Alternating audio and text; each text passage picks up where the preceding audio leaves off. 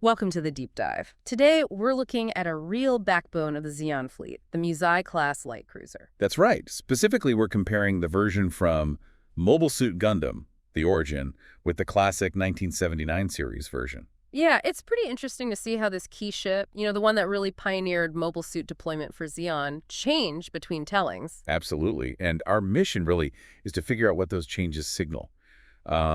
About mecha design evolution, narrative tweaks, that sort of thing. We're pulling info mainly from the Gundam fandom wiki for the origin, plus NHQ, Mechabay, the usual suspects. So let's start with the origin's take. It's got a slightly different backstory, doesn't it? It does. It starts life as this covert project disguised as a civilian freighter, the Arcana-class, very sneaky. Suggests a bit more subterfuge early on. And the design itself really leans into the mobile suit aspect. Totally. Hangar-centric.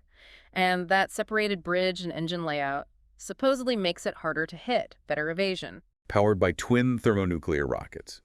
Pretty standard high-thrust stuff for space warships, really. But the armament, that's where we see some key differences. Okay, so Origin has the 3 twin megaparticle cannons, the big energy guns, expected, but it adds close-in weapons. Exactly. It's got 2 4-barrel and 3 2-barrel automatic cannons for, point defense, shooting down missiles or maybe even fighters or mobile suits getting too close. Which the original famously lacked. There was even that early production type with a slightly different gun setup, 2 3-barrel and 3 2-barrel. Minor tweak. Right. Plus, don't forget the 2 large missile launchers down at the base of the neck. Is it a bit more punch? Seems like the Origin wanted a more well-rounded warship from the get-go. Seems that way. It acknowledges the need for self-defense beyond just its own mobile suits. And the Musai. Ah, yes, the little re-entry shuttle tucked in the bow. Carries 2 mobile suits, atmospheric flight capable, has that top access hatch in Origin. And the total MS capacity. Origin seems pretty clear on this. Yeah, standard is 6, 4 in the main hangar, plus the 2 in the Musai.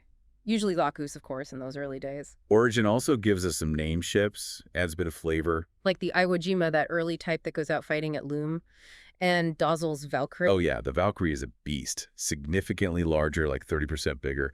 Enhanced command functions, bigger cannons. Definitely a flagship. The dimensions really show it. Over 300 meters long compared to the standard 230-ish. Big difference. And Char gets his own custom ride, too, the Falmer. Right, for Operation V. Faster, better sensors, distinctive bridge antennas. Very Char. So operationally, Origin shows the Musai heavily involved right from the start. Lunar cities. Side 2, the big Battle of Loom. Huge losses there, too. Definitely paints a picture of intense early Warfleet actions. Okay, so how does the original 1979 version stack up? Well, the 79 Musai is conceived way back, around UC0075, alongside the Zaku Thurs. It is the first dedicated mobile suit carrier for Zeon. Classic design. 234 meters long, those separate blocks for bridge, engines, hull. Very iconic shape. That space between the engine pods, too. Some sources suggest maybe for carrying, like, heavy lift vehicles. It's a bit speculative. Interesting idea, but the hangar in the 79 version described as narrow and rudimentary. Yeah, sounds cramped.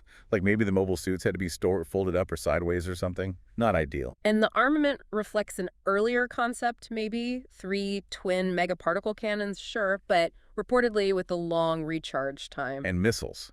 2 large launchers. Yeah. And then sources vary, but maybe 10, maybe up to 16 smaller anti-aircraft missile launchers. But critically, no machine guns, no CIWS. Right. It really relied on its Zaku escorts for close defense, a potential weak spot the Federation exploited later. Makes sense. The Musai in 79. Similar role, right? Pretty much. Short-range atmospheric reentry, docks lower bow, carries personnel, supplies, 2 mobile suits, minimal guns, just Vulcans. It could also dock with the GA atmospheric carriers, which is interesting. And MS capacity is a bit fuzzier in the 79 lore. Generally accepted as 5, 3 in the hangar, 2 of the Musai, some say maybe 6. But that limited hangar space is always mentioned. And there was that later variant with only 2 main turrets. Yeah, that pops up later in the show. The thinking is maybe it was adapted to handle the bigger Rick DOMs. Maybe fit 2 DOMs in the hangar plus 1 in the Musai instead of, say, 4 Zakus. It kind of became the standard look later on. Operationally, it's the workhorse. We see them everywhere in the original series. Char's command, Dren's command, constantly tangling with the white base. And often coming off worse against Imuro and the Gundam.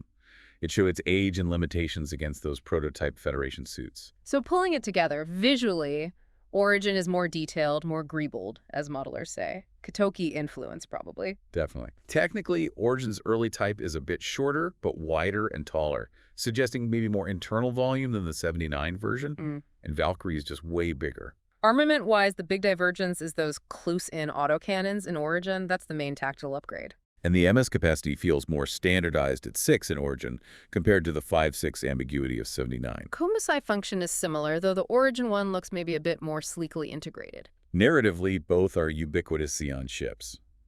But Origin uses them to show off big fleet battles and command variants early on, while 79 often focuses on smaller engagements and their vulnerability.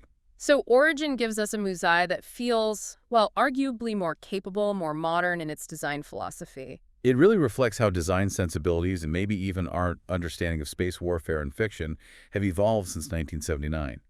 Origin is adapting the classic for a modern eye. It's fascinating, isn't it, how these refinements to one ship design can echo bigger shifts, changes in fictional military doctrine, tech assumptions, even just how you retell a familiar story.